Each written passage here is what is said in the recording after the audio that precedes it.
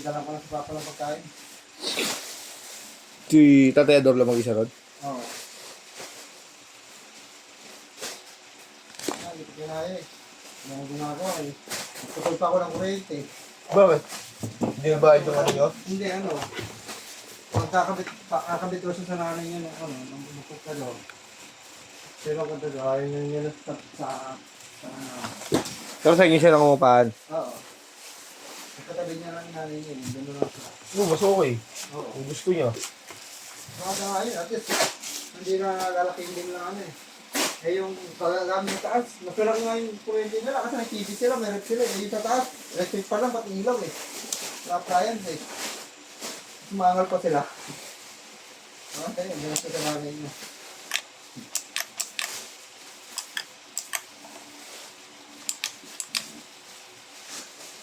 Dalawang kanin, pati palboro red, dalawa. Tatlo. Pa, gano'n? 50 lang binigay mo eh. Ano pala? Sorry. 1, 2, 3, 4. Okay na, lima na to. Lima na, pati wala ko eh.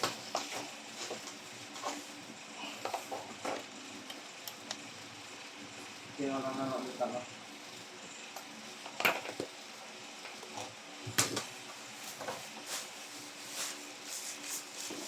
Siguro mo si Boy kung papabili pagkain niya. Naman. Para isang bilihan ka lang, saka si Carla. Para hindi sayang gas. Renz! Papabili ka pa pagkain?